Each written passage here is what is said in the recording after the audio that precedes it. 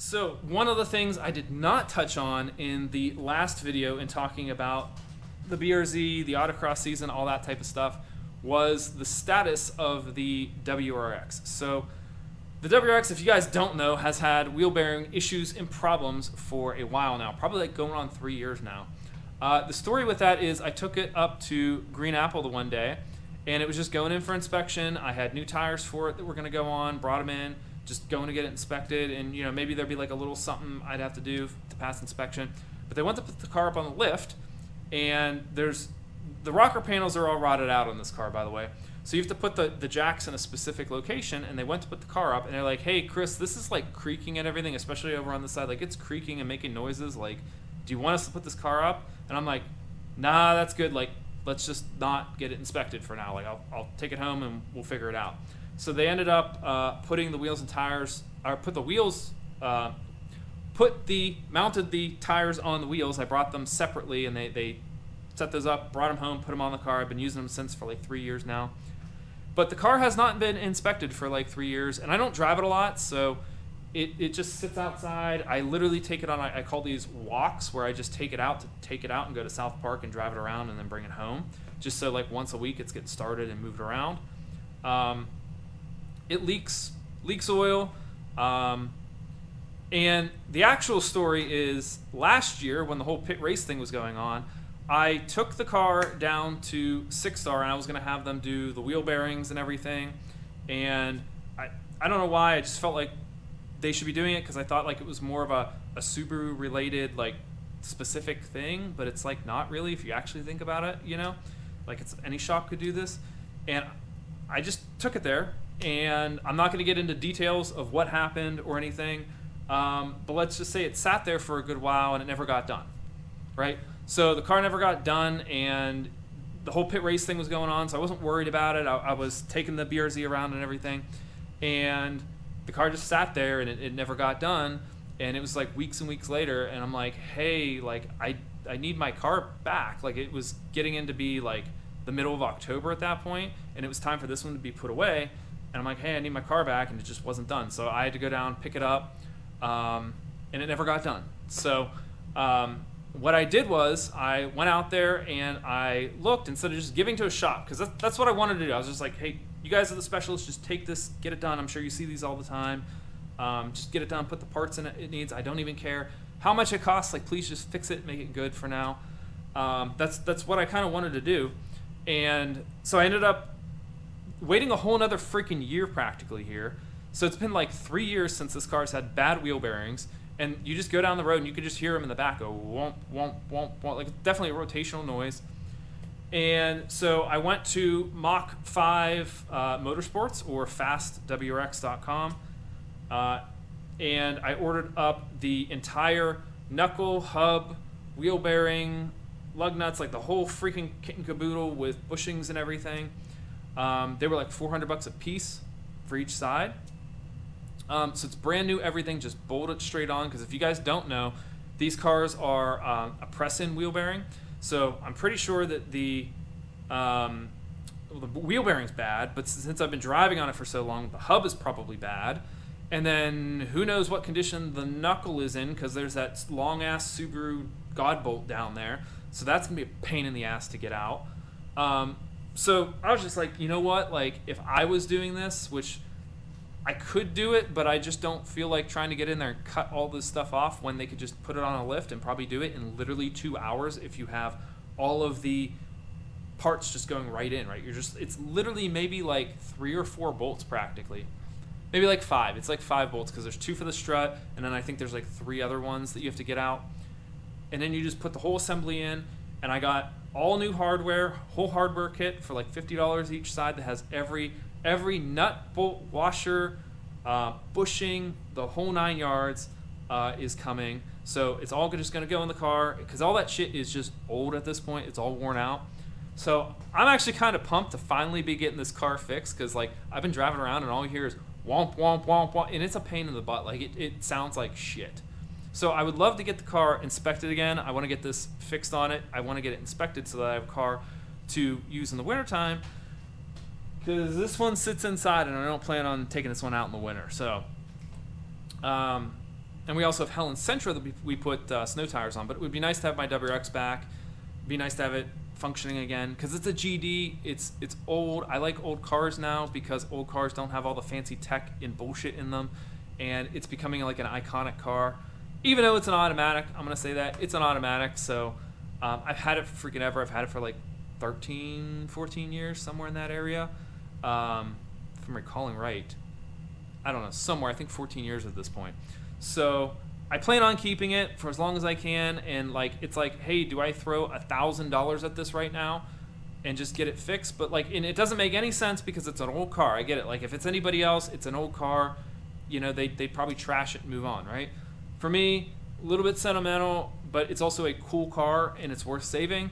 Everything else on it is pretty good. Like all the other suspension stuff has been done. Bushings have been done. Control arms have been replaced. Maintenance has been upkept on it. Like it's leaking oil. It does leak oil. I'll give it that.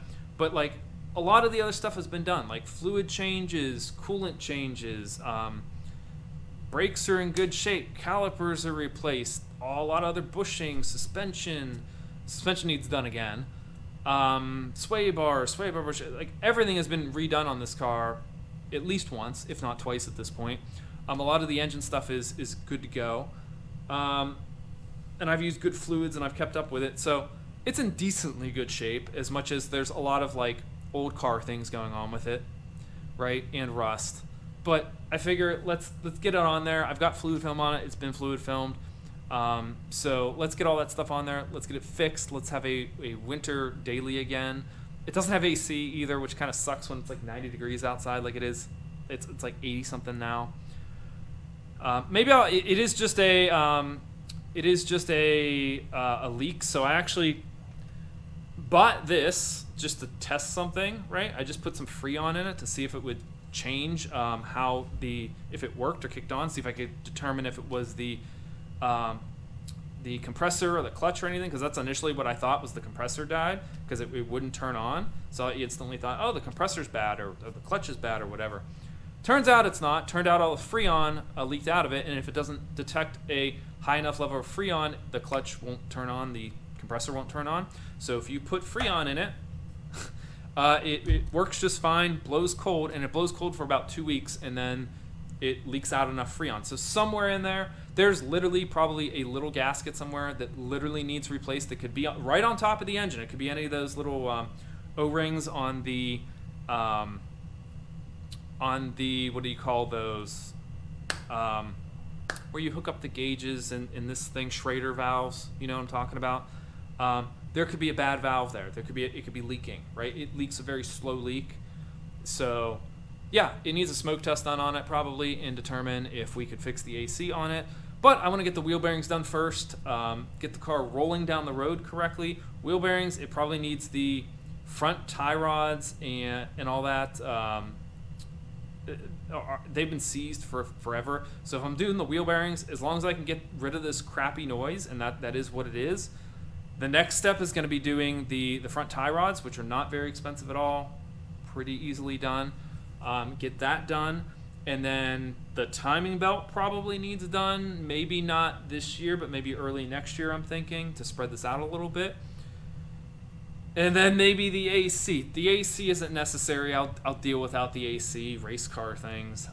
But if I could get the AC working, that would be really cool. Again, maybe it's $100, $150 smoke test, and like a part that's like less than $5. Like this could be a $200 fix practically, and I'm sitting around with no AC. So if it's that, it's that. I don't want to keep just pouring this in, because that's not good to do. That was just a test, because this stuff has like oil in it and everything. It's not good to like just keep pouring in there constantly. And plus it's broken. You can't every 2 weeks be dumping this shit in there. That's not a true fix for that. So I want to get the car, the WRX, fixed. Finally, it's been 3 years. I'm working on it. The parts are coming. They were shipped today. So they're coming to my parents' house, because I won't be here this weekend. So yeah, they'll be coming, and I'll be getting that taken care of hopefully shortly here. I'm probably, if I get the parts in, I'm probably going to call Green Apple, or let me say Apex Society here. They're going to be doing the work if they want to work on my rusty WRX. But hey, we can jack the car up. We did figure out at 6-star, if there's any positive that came out of that story, they got the car up on a lift, right? I actually thought for 3 years that you couldn't put the car up on a lift, right? Turns out that spot that we were putting it on, there's the rocker panel, and then there's like this metal plate, and then there's the frame and like this other bushing like thing, I guess you could call it, hard to describe. If you put the frame and that bushing and all that stuff is in perfect shape, it's totally fine to lift the car up on that.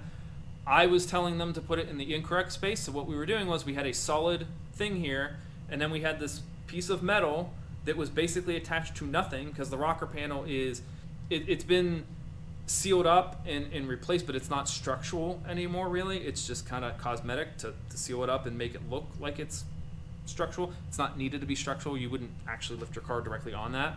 But we're trying to lift it on this thing, and the creaking is that literally creaking up, because like you're lifting a quarter of the car on this like piece of semi-rotted metal, which isn't good, right?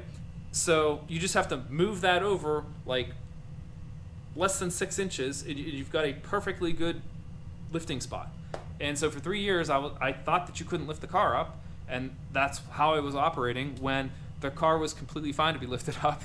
And I was just a chicken, and I didn't want to test other spots, and I ended up testing that spot, and it was totally fine after I looked it up online. So I'm a dumbass, actually. So the car, you just have to lift it up by the frame rails practically now. So yeah, hopefully I get the WRX fixed, wheel bearings, all that other stuff. I'm pumped. Hopefully it's going to be done. I'm not going to show you doing it. I will show you the wheel bearings and everything when they come in, and all the work and everything, and then maybe once everything's on the car.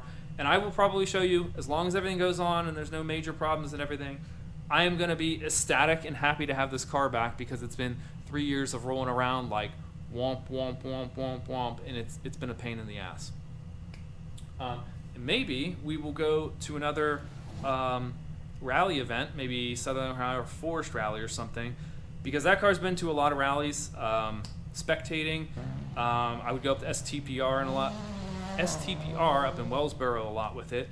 That car has been passed literally by Ken Block on a dirt road. I was on the right-hand side. I got over for him, and Ken Block blew by me in his Hoonigan car with his co-driver in it, full rally prep on a rally stage. So a lot of good memories with that car. Higgins has given us multiple waves and everything in it, and other Subaru people, Pastrana and whatnot. So a lot of good memories in that car on the rally stages, going to do that. So I want to get back to doing that if I can. Maybe not up in Wellsboro, but maybe down in Southern Ohio, in that area, with their rally that they do down there. So that's that. I will get back to you with any updates. I know this is a little bit longer, the video, but I wanted to get that out there. So peace out. Talk to you guys later. Like, subscribe, all that good stuff. And I will talk to you guys later. See ya.